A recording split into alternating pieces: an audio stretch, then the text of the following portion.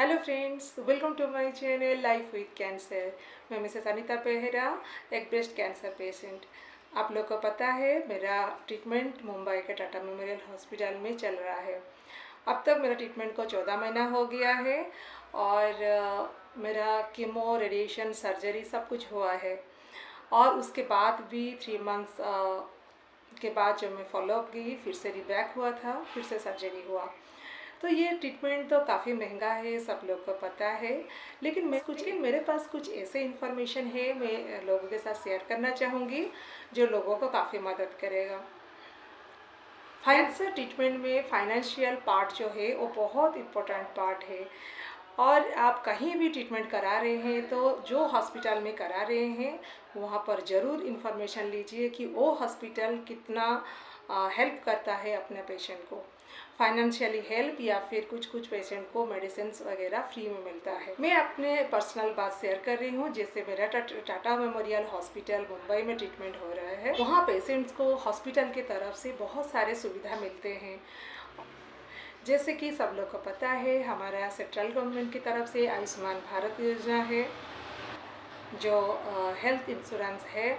और मैं उड़ीसा की रहने वाली हूँ, तो हमारा उड़ीसा के बिजू स्वास्थ्य कार्ड है जिसके ज़रिए पेशेंट्स को इंश्योरेंस मिलता है अप टू 5 लाख कवर। जिनका फाइनेंशियल कंडीशन थोड़ा अच्छा नहीं है, जो बीपीएल होल्डर हैं, राशन कार्ड है, उन लोग को ये सुविधा मिलता है, तो आराम से ट्रीटमेंट कराते हैं। लेकिन कुछ लोगों के पास ना राशन कार्ड होता है, ना किसी तरह का कोई इंश्योरेंस है, तो वो कहाँ जाएँ, वो कैसे मदद पाएँ, इसके बारे में आज बताना चाहूँगी मैं। जैसे कि कोई पेशेंट अगर टाटा हॉस्पिटल जाता है तो पहले ही उसका कार्ड बनता है और उसका फाइल बनता है। और कार्ड जो होता है वो 2 तरह का होता है, एक प्राइवेट कार्ड होता है और एक होता है ट्रस्ट कार्ड। फाइल बनता है, तो फाइल बनने के बाद साथ साथ अकाउंट भी खोले जाते हैं। वो अकाउंट जो होता है वो 2 तरह के होते हैं, एक प्राइवेट अकाउंट होता है और एक होता है ट्रस्ट अकाउंट।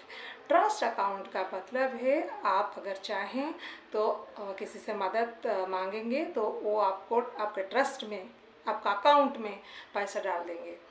लेकिन ट्रस्ट अकाउंट अगर नहीं होगा तो आप किसी से मदद नहीं ले सकते हैं। ऐसे कोई हाथ में पैसा नहीं देते हैं, जो भी मदद करते हैं थ्रू अकाउंट करते हैं। अगर आपका ट्रस्ट अकाउंट रहेगा तो इजीली आपके पास पैसा आ पाएगा।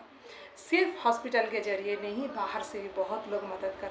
जो भी ट्रीटमेंट शुरू करेंगे तब से आपका ट्रीटमेंट का खर्चा चालू हो जाएगा।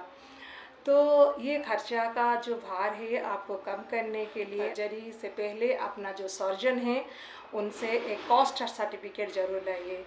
कॉस्ट सर्टिफिकेट का मतलब है आपका जो सर्जरी है उसमें अप्रोक्सीमेटली कितना खर्चा आएगा, डॉक्टर एक सर्टिफिकेट बना के देंगे।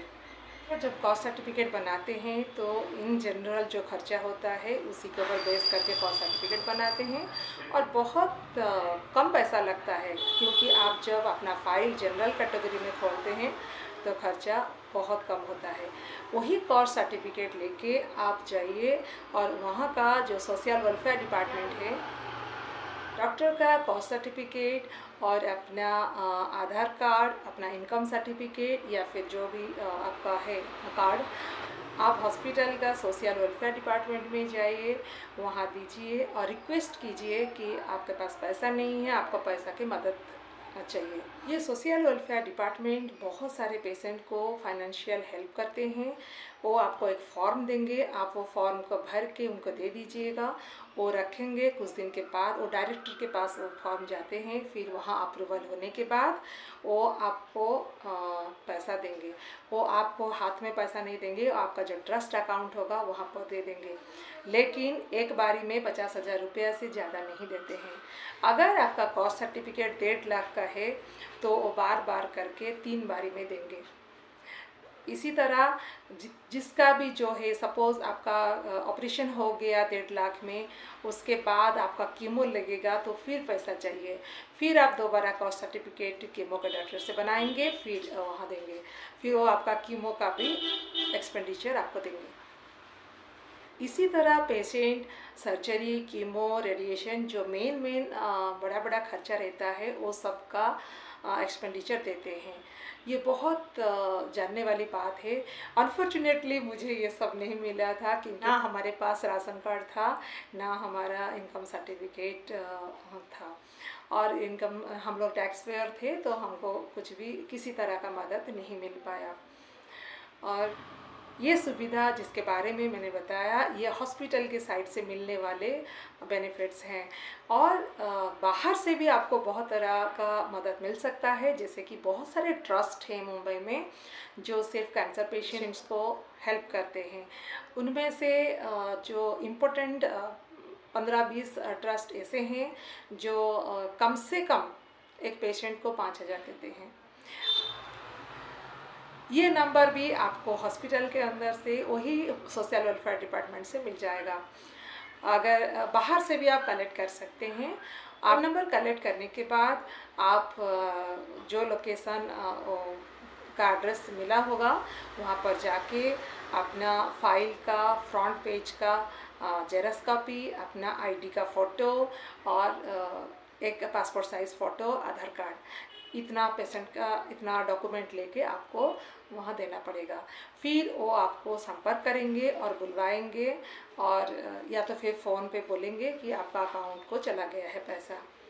इसी तरह बहुत ट्रस्ट है। अगर एक एक ट्रस्ट से आपको 5-10 हज़ार भी मिले तो काफ़ी है। बहुत सारे ट्रस्ट हैं, बहुत पैसा आप जुगाड़ कर सकते हैं। ये चीज़ें बहुत छोटी छोटी बातें हैं, लेकिन छोटी बात नहीं है, बहुत बड़ी बात है। जो इलाज का खर्चा कोई 1-2 हज़ार का नहीं होता है, लाखों में होता है। इन्हीं सब ट्रस्ट के जरिए पैसा कलेक्ट कीजिए और अपना पेशेंट का इलाज कीजिए। कुछ ट्रस्ट ऐसा होते हैं जो पेशेंट को देखना चाहते हैं, फिज़िकली देखते हैं, उस टाइम आपको पेशेंट को लेके जाना पड़ेगा, नहीं तो सिर्फ अटेंडेंट जाके ये काम कर सकते हैं। तो है नहीं जानने वाली information. Please do like, share and subscribe my channel.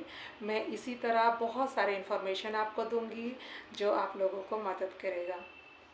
और आप एक बात मत भूलिए, हमेशा खुश रहिए, मस्त रहिए और अपना देखभाल कीजिए।